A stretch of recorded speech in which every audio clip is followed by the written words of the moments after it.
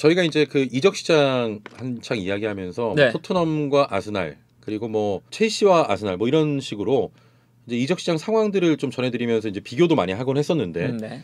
토트넘과 아스날 이 이적 시장에서의 누가 더 잘 영입을 했고 누가 더 잘 내보냈느냐, 이적 시장을 누가 더 잘 보냈느냐, 네. 이 이야기를 좀 나눠보도록 하겠습니다. 일단 뭐 이적 시장이 오늘 아침 7시에 끝났기 때문에 네, 뭐 토트넘과 아스날의 이적 시장을 살짝 정리를 해보면 그렇습니다. 토트넘 같은 경우는 이적 시장 초반에 영입이 빠르게 이루어졌죠. 굉장히 뭐, 파격적으로 그쵸? 달렸죠. 히샬리송부터 뭐 비수마, 페리치, 포스터 빠르게 데려왔고 네네. 여기에 대해서 이제 왼쪽 중앙 수비수를 계속 끊임없이 노리다가 랑글레를 임대로 데려왔고 여기에 대해서 이제 오른쪽 윙백인 스펜스까지 영입을 확정지었는데 여기에 대해서 이제 그 세리아 내에서 아주 왼쪽 윙백으로 좋은 모습을 보여주고 있는 우도지까지 네네.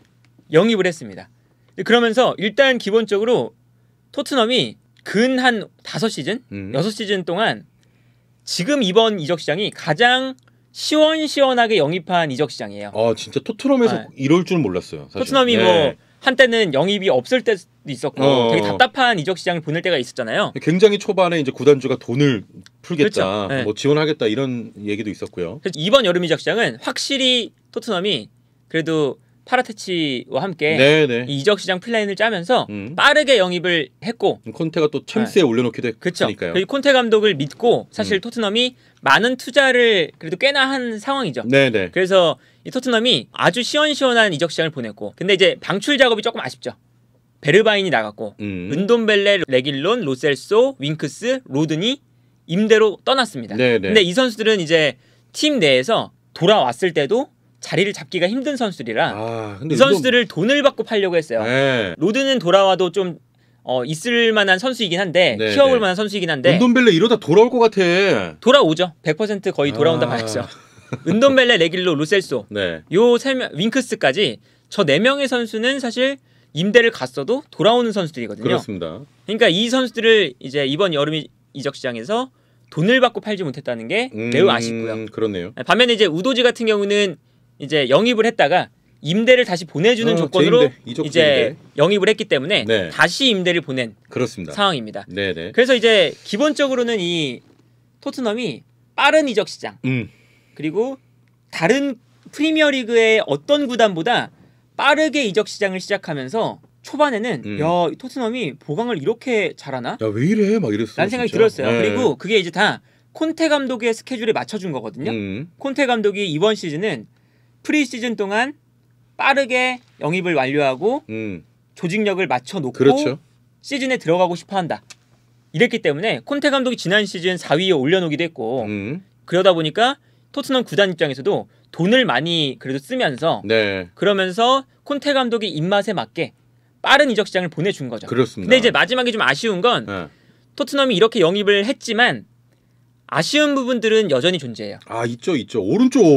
오른쪽을 영입을 했거든요. 네. 스펜스를 영입했잖아요. 근데 오른쪽 윙백 자리는 스펜스가 아직까지 경기를 안 나오고 있죠. 네네. 못 나오고 있는데 이게 스펜스가 아직까지 전술적으로 좀 뭔가 적응 기간이 좀 필요한 것 같아 보이고 기본적으로는. 그리고 여기에 대해서 이 오른쪽 라인의 스펜스가 사실은 왼쪽에 페리치를 보강한 거에 비하면 좀 약하거든요. 그렇죠. 그러니까 스펜스가 그 주전급 자원 정도로 뛸 만한 선수인가? 특히나 챔피언스리그권 경쟁을 하는 팀에서 주전급 선수가 될 만한 능력을 가지고 있느냐? 요게 좀 의문으로 남고 있는 상황이겠고 아쉬운 부분이고요. 그리고 여기에 대해서 랑글레 왼쪽 중앙 수비수인 랑글레 또한 경기에 못 나오고 있죠. 근데 이 위치도 사실은 왼쪽 중앙 수비수의 그 영입이 토트넘이 가장 먼저 관심을 보였던 위치예요. 맨 처음에. 그래서 처음에는 바스토니 그리고 뭐 그바르디올도 나왔고 맞아. 파우 토레스도 나왔고 그랬는데 이 첫 번째 순위가 안 되니까 내려가서 뭐 은디카 같은 선수들이 나왔었고 근데 여기서 또 안 되니까 한 번 더 내려가서 결국엔 랑글레 임대를 한 거거든요. 굉장히 아쉬워하는 팬들이 많았죠. 그렇죠. 결국에는 랑글레 영입하려고 지금 뭐 일단은 높은 선수들을 바스토니 같은 선수들을 꿈꾸다가 조금씩 이제 눈높이를 낮추면서 랑글레를 임대 영입한 건데 물론 랑글레의 임대 영입은 랑글레를 뭐 주전으로 쓰는 것도 있겠지만 임대를 했다가 돌려보내고 그 자리에 내년에 새로운 영입이 있을 수도 있다.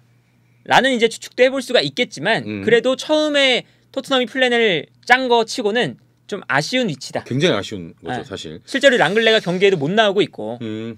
그래서 이 왼쪽 중앙 수비수 자리도 아쉽고요. 네네. 그리고 이 중원에 비수마를 영입한 건 매우 좋은 영입이거든요. 물론 비수마가 어제 경기에서 좀 부진했죠. 네네. 그런데 그런 걸 감안해도 비수마는 지난 시즌 프리미어리그에서 가장 뛰어났던 수비형 미드필더이기 때문에 좋은 선수죠. 비수마 영입은 매우 좋아 보여요.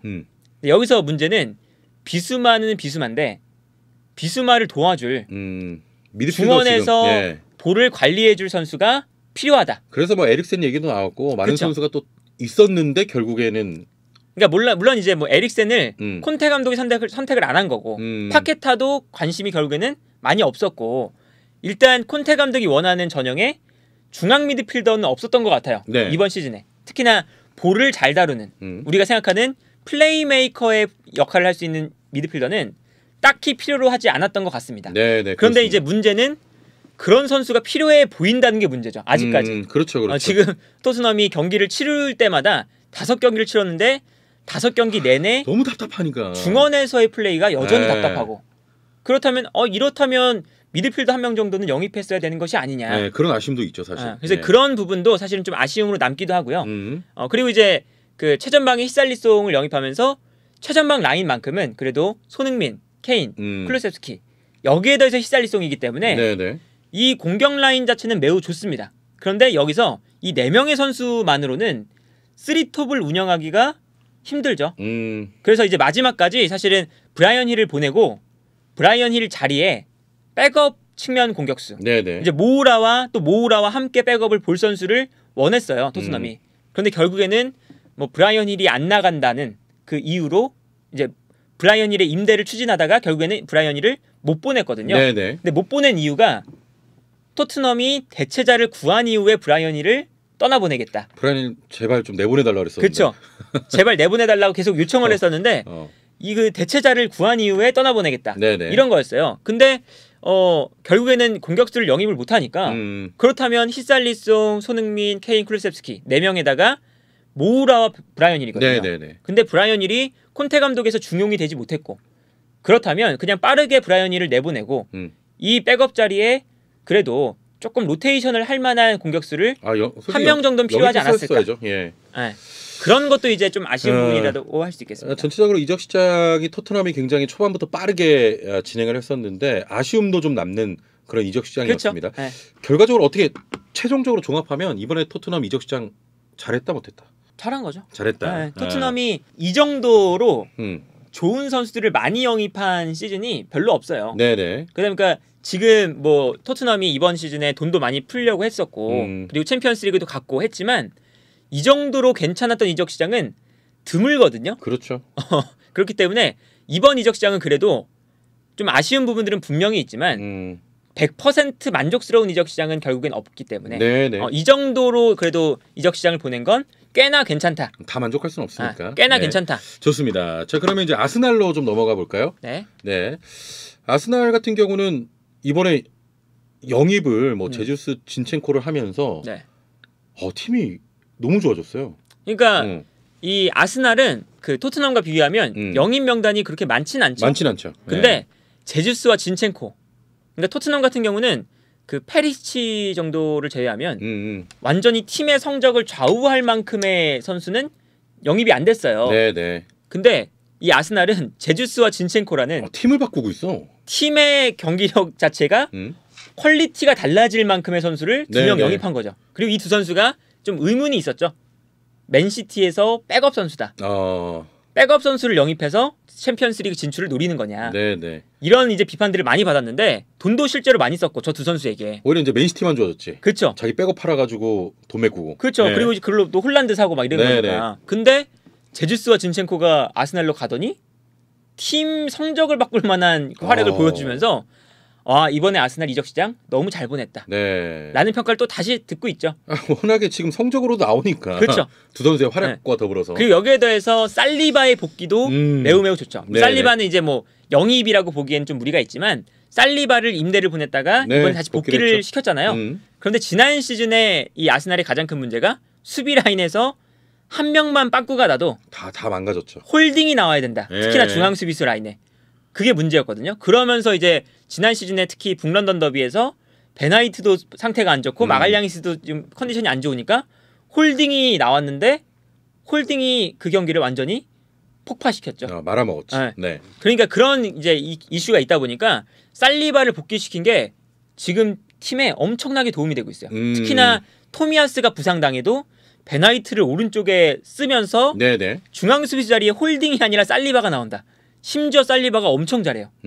그러다 보니까 살리바의 복귀도 지금 이 아스날이 승승장구하는 그런 이유 중 하나다. 이 성적의 한 몫을 충분히 하고 있습니다. 맞아요. 비에이라와 마르키뉴스도 좀 짚고 넘어가야 되는데 예, 말씀하시죠. 아스날이 전 포지션에 더블 스쿼드를 만들고 있어요. 그러니까 왜 더블 스쿼드를 만드냐? 지난 시즌에 당한 게 있잖아요. 그때는 뭐 부상 좀 당하니까 진짜 그쵸? 내보낼 선수 없고 막 이랬었잖아. 특히나 공격 라인에서는 사카가 몸이 그렇게 좋지 않았는데 네네. 백업이 없으니까 페페니까 페페가 또 믿을 만한 선수는 아니고 그러다 보니까 사카가 계속 나오면서 컨디션이 조금씩 떨어져 있었고 네. 중원에는 자카나 파티가 못 나오면 엘넨이나 로콩가 특히나 막판에 파티가 부상으로 시즌 아웃이 되면서 파티 자리에 엘넨이나 로콩가가 나왔을 때 파티만큼의 이제 퀄리티를 못 보여주죠. 네네. 그랬고 왼쪽에서는 티어니가 부상당하니까 나오는 선수가 누누 타바레스. 오른쪽에서는 토미야스 부상당하니까 나오는 선수가 소아레스. 진짜 힘들었지. 중앙 수비수 자리에는 베나이트가 못 나오니까 홀딩. 네네. 이게 그래갖고 퇴장당한 거 아니야? 뎁스가 너무 얇아요. 네네. 얇았어요 지난 시즌에. 그러다 보니까 이 전 포지션에 걸쳐서 더블 스쿼드를 만드는데 이 제주스와 비에이라 마르키뉴스 이 공격적인 선수들을 영입하면서 공격 라인 보강하고 살리바 영입하면서 수비 라인 보강하고 네네. 진첸코 영입하면서 풀백 라인도 보강했어요. 아무래도 이제 지난 시즌에 어떤 교훈이랄까요? 이제 아픔들이 있으니까 그쵸. 그래도 스쿼드는 좀 두텁게 갖춰야 되겠다. 맞아요. 이런 생각으로 한 것 이 같습니다. 아스날의 전 포지션을 보면 아스날의 스쿼드가 꽤나 두껍다. 두꺼워. 한두 명의 선수가 없어도 그게 아스날의 그 경기력 자체가 그렇게 급격하게 떨어질 만큼의 퀄리티가 아니다. 그럼요. 그게 되게 중요한 거거든요. 그래서 이제 아스날의 이 영입 기조가 매우 좋았고 반면에 이 내보낸 선수들도 팀 내에서 필요가 없는 이제 선수들, 네네. 팀에서 활약을 못할 선수들을 잘 보냈습니다. 귀행두지, 토레이라, 레노, 라카제트, 누누 타바레스, 페페, 나일스, 아지지 네네. 이런 선수들도 내보내면서 스쿼드 정리도 꽤나 잘했고요. 뎁스도 영입으로 갖추고 네. 필요 없는 선수 또 내보내기도 하고. 근데 여기서 이제 유일한 문제가 문제. 중앙 미드필더 영입이 유일하게 안 됐어요. 이 명단을 봐도 제주스는 공격수죠. 진첸코는 왼쪽 풀백, 네네. 비에이라와 마르키뉴스는 2선, 그리고 살리바는 수비 라인이잖아요. 그러니까 상대적으로 중원의 뎁스가 좀 얇은 느낌이에요 이번에. 그렇죠. 아스날이. 그러니까 그 문제가 계속 있었거든요. 그래서 중원 라인에 자카와 파티 둘 중에 한 선수만 없어도 중원이 좀 흔들린다. 이러다가 둘 중에 한 명이 부상당하면 진짜 이거 그렇죠. 지난 시즌 약간 유사하게 갈 수도 있잖아요 사실은. 이미 지난 경기에서 파티가 부상당하고 여기에 엘네니까지 부상당하면서 로콩가가 나왔죠. 근데 로콩가는 파티처럼 수비형 미드필더가 아니기 때문에 거기서 또 아스날이 고민을 많이 했어요. 지난 경기에서. 그렇습니다. 이제 그런 것처럼 이 중앙 미드필더 라인만큼은 그 지난 시즌과 비교해서 그렇게 발전한 게 없습니다. 물론 이제 진첸코가 중앙 미드필더로 나올 수도 있긴 하지만 네네. 계속해서 아스날이 이적 시장 내내 중앙 미드필더를 노렸거든요. 근데 결국에는 영입을 못했고. 그게 좀 단점. 그리고 이제 정말 이제 오늘 아침 7시에 이적 시장이 닫힐 때까지 네네. 로마노 기자가 마지막까지 업데이트를 했던 소식이 아스날 소식이에요. 아스톤 빌라의 더글라스 루이스에게 마지막으로 비드한다. 계속. 그래서 급하니까 일단 빨리. 제가 한 6시인가 6시 반인가 때 봤을 때는 세 번째 비드까지 했었거든요. 네네. 마지막에. 그런데 그것까지 이제 결국에는 아스톤 빌라가 거절을 하면서 결국 이제 문이 닫혔고. 그렇죠. 더글라스 루이스를 영입하는데 실패를 했는데 이게 시즌 중에 조금 아쉬울 수가 있겠죠. 그리고 여기에 대해서 또 요 중앙 미드필더 영입이 안 되니까 아쉬운 게 뭐냐면 저 아지즈. 네네. 아지즈가 어린 선수인데 저 선수가 백업 정도의 역할은 그래도 할 수가 있거든요.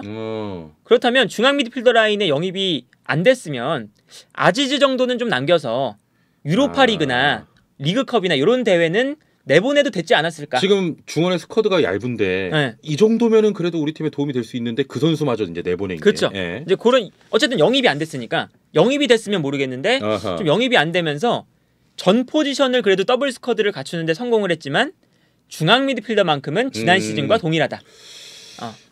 그러면서 이제 아스날이 전체적인 보강을 참 잘했는데 그러니까 조금 더 치명적인 단점을 갖고 있는 것 같아. 이 중원이 얇다는 거. 그렇죠. 네, 뎁스가 얇다는 게 좀 영입을 더 했어야 된다 이런 생각이 드네요. 네. 근데 뭐 사실 치명적인 건 토트넘도 비슷해요. 왜냐면 오른쪽 라인도 오른쪽 특히나 그 오른쪽 윙백 라인이 지난 시즌과 변화한 게 없거든요. 사실상. 뭐 그런 것도 좀 생각을 해봐야 되고. 그리고 3백의 중앙 수비수 라인도 그 자리도 사실은 영입을 하려고 했는데 이번 시즌 또 이제 업그레이드라고 보긴 좀 힘들고. 네네. 그렇기 때문에 뭐 아스날과 토트넘 이 두 팀이 사실 이번 시즌에도 챔피언스리그권 경쟁을 해야 되는 팀들이잖아요. 그렇죠. 그러다 보니까 이 두 팀이 뭔가 이적 시장에도 좀 불이 붙으면서 두 팀이 주요 선수를 영입할 때마다 뭐 있지 않았나? 막 서로 경쟁하고 막 그러니까 뭐 그런 거? 팬들끼리 그런 좀 이제 계속해서 뭔가 우리 이런 선수 영입했어. 네네. 이런 게 국내 커뮤니티뿐만 아니라 해외에서도 그런 게 계속 나왔어요. 왜냐면 당연히 챔스 경쟁을 서로 이제 이번 시즌에도 해야 되는 팀이기 때문에. 그러니까 뭐 제주스 진첸코 영입할 때는 네네. 토트넘 쪽에서 무슨 챔스 경쟁하고 싶은 팀이 맨시티 백업 선수를 사냐. 막 이런 얘기도 나오고. 맞아요. 그리고 이제 아스날 쪽에서는 스펜스 영입하니까 뭐 챔스 가고 싶다며. 오른쪽 윙백 스펜스로 돼? 이런 것도 나오고. 네네. 그리고 뭐 랑글레 영입하니까 처음엔 바스톤이더니 마지막엔 랑글레네. 막 이런 얘기도 나오고 하면서 서로 뭔가 신경전이 있었거든요. 근데 이 두 팀이 여름 이적 시장을 굉장히 활발하게 보내면서 그렇습니다. 두 팀 모두 일단은 지난 시즌보다 훨씬 더 전력이 업그레이드는 됐습니다. 네. 지금 상황이 아스날 같은 경우는 너무 명확하게 보이고 있잖아요. 네. 너무 축구가 너무 재밌더라 아스날은.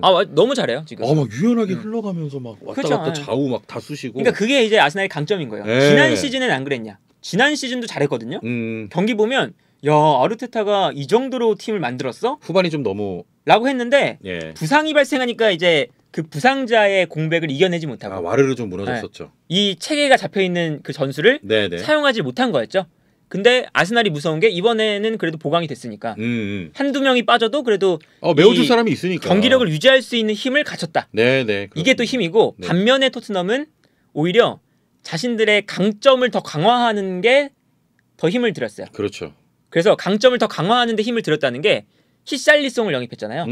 그리고 페리시치까지 영입하면서 사실상 공격 라인의 그 퀄리티가 매우 좋아졌거든요. 손흥민, 클루셉스키, 케인 이 세 명에게 의존했다면 이제는 히샬리송과 페리시치까지 있는 거예요. 그렇죠.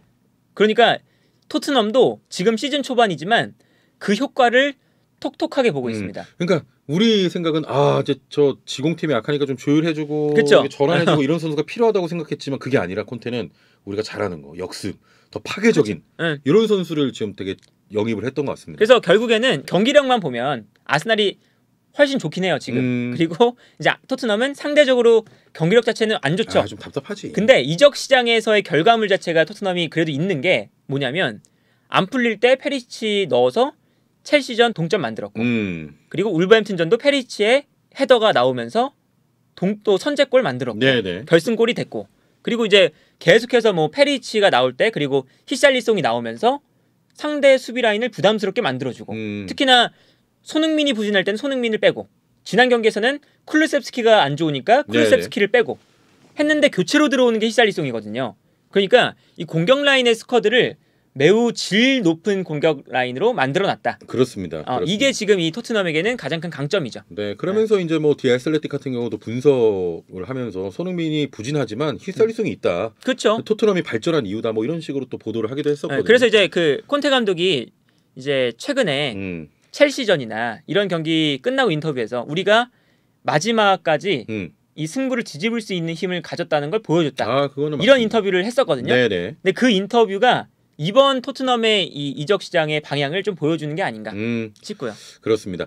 자, 토트넘과 아스날의 이번 또 이적 시장 결과에 대해서 저희가 전해드렸습니다.